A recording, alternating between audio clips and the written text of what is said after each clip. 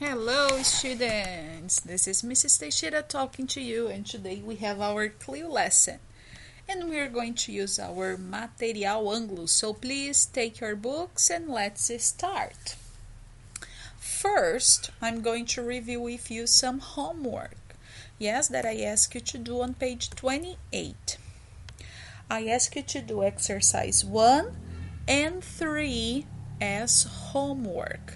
So I'm going to put it bigger and we are going to correct. All right? Nice. So the first thing that you have to do is complete the text according to the email, this thing that you have on page 27, the profile. So we use these informations from the profile to complete our exercise on page 28, your homework. So first one, let's check. The Redwoods live in Canada in a small town called, what is the name of the city? Burlington. Let me do it all big. Burlington. Good. Their address is to talk about endereço. The address is 2190 Lakeshore Road. Lakeshore Road. Good. They live in an apartment on the floor. What is the floor? Andar? Fourth. Quarto andar. Great. Their telephone number is 639 9937, and their email is rjredwoods Wood or woods? Wood at clil.com. It's not a big family. They are how many people? They are 4 people together. What is the name of the mother? John, Robert, and their they have 2 kids, 2 children. Yes. Good. Alan is 14. And Brenda, how old is she? Brenda is 16. Joan is a history teacher, and her husband is the husband is, do you remember? Biologist. Good. Their children are both, the kids, they are students. Good. The Redwoods' favorite free time activities are, they like swimming. Great. They like swimming and playing tennis. Good. John also likes playing the mother likes to play the piano. Great. Exercise 2 we have already done last class. Now I'm going to correct with you our exercise 3. Guys, if you need to check all this exercise, please pause the video and later you continue watching, okay? Exercise 3. 2 activities they practice regularly. 2 things that they like to do. They like jogging and reading. Things that they do occasionally, like sometimes, They go to the movies. Yes, go to the movies. And there is another one. And boating. Okay.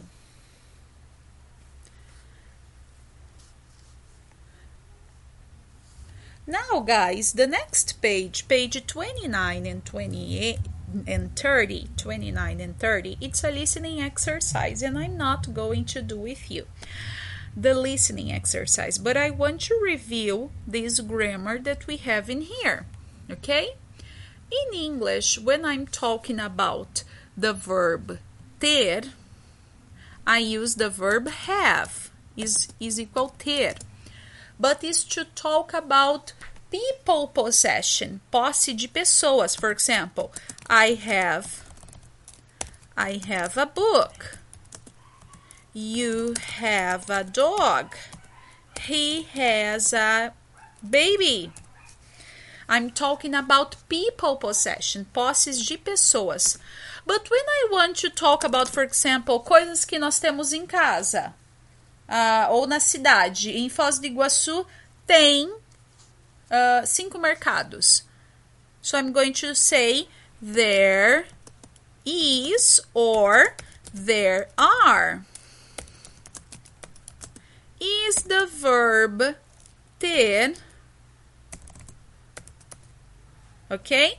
But we don't have the subject. Nós não sabemos quem que é o dono. Não é ele tem, não é eu tenho. Eu tô dizendo que tem. Tem um carro na frente da minha casa. Who is the owner? Quem que é o dono? I don't know. Remember, there is when I'm talking about singular. There are when I'm talking about plural. Tem um livro. There is a book. Tem 5 cachorros. There are 5 dogs. Tem um carro. There is a car. Tem 5 carros. There are 5 cars. Okay? Great.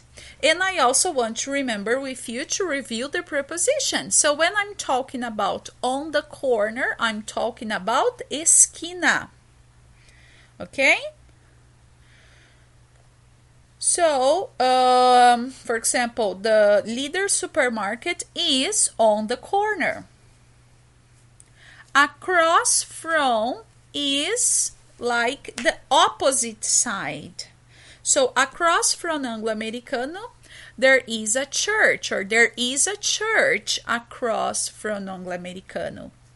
Near is to talk about close, perto. Next to means ao lado.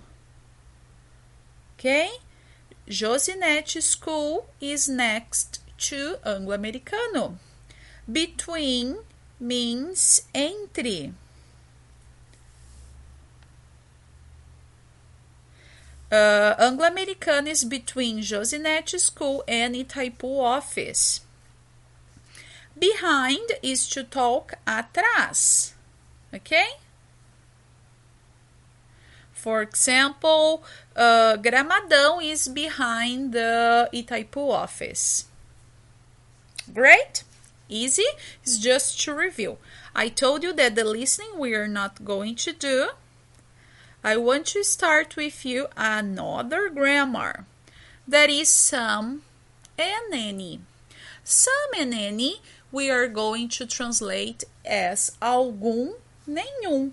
But what is important to remember, guys, that some we use in positive sentences, and we use some to translate as algum, alguns, alguma, algumas, okay? And my sentence is always positive. Any, I'm going to use in negative sentences. The meaning is going to be nenhum, nenhuma. And we also use any to questions. When I have questions, interrogative sentences. And it's going to translate as algum, alguns, alguma. Okay? Great. So, let me give you some examples. Tem alguns lápis sobre minha mesa. There are some pencils on my table. Let me write. There are some pencils. The translation is tem alguns lápis on my table, in my pencil case. If I have the same sentences but in the negative form, there aren't, negative, then I'm going to use any. There aren't any pencils. Because when I have a negative sentence, I use any.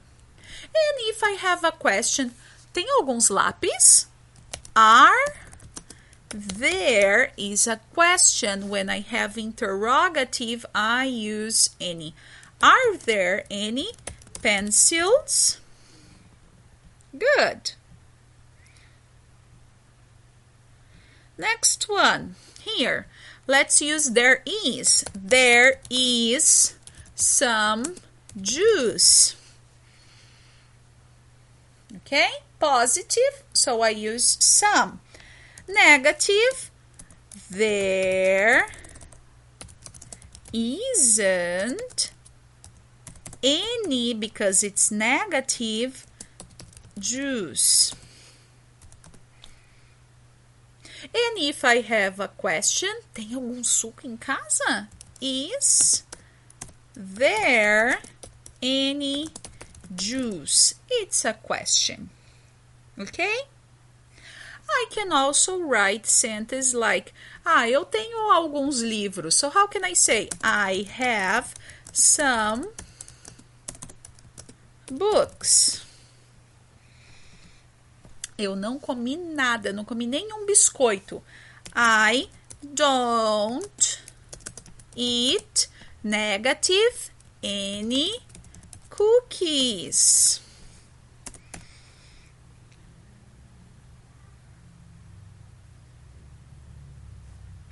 Now I want to ask, você leu algum livro? Do you read? Question, I use any. Do you read any books? All right? Nice. Now, I want that you do these exercises to practice. I'm going to do number 1, and then exercise 2 is going to be your homework. So let's do number 1 together. I need some money or any money. I need positive or negative? Positive, so I complete with some.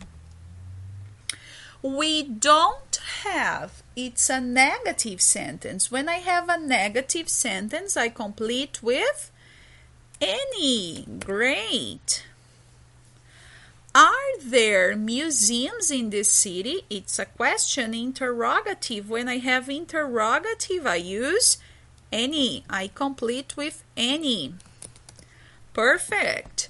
Brazilians usually have positive. When I have a positive sentence, I complete with some.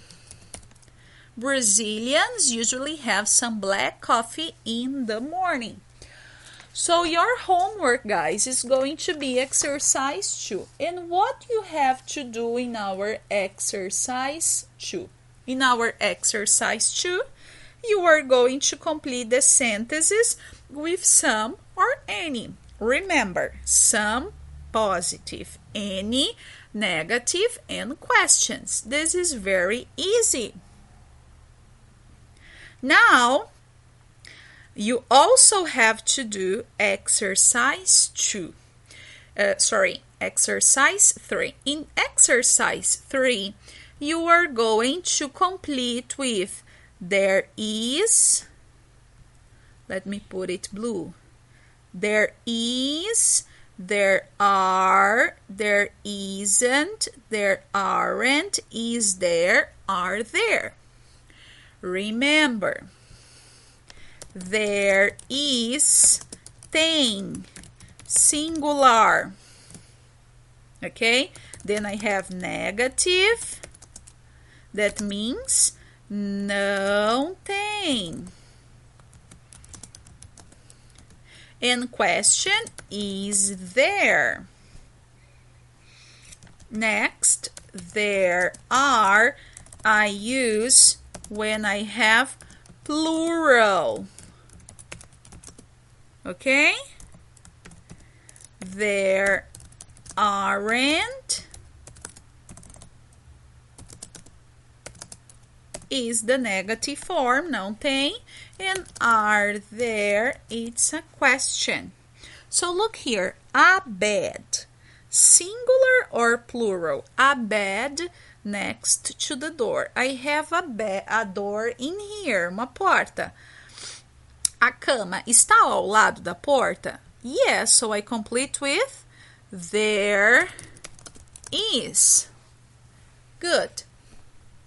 Is because I'm talking about bed, uma cama, singular. Check letter B, some pictures on the wall. If you look here, I have 1, 2, 3, 4, 5, 6 pictures. Positive or negative? Positive. Pictures, plural, there is or there are? There are. Great. Excellent. Good. Now, exercise 4, you are going to complete with the prepositions. The prepositions are between, that is entre. I have next to, ao lado. Behind, atrás. In front of, em frente. On, em cima. So you are going to use these prepositions to complete the exercise. Remember that you should always look to this picture from Van Gogh. Okay? So exercise 3 and 4, it's according to Van Gogh's picture. Alright? So you have 3 exercises to do as homework. Number 2, number 3, and number 4. Thanks for watching. Have a nice day. See you. Bye-bye.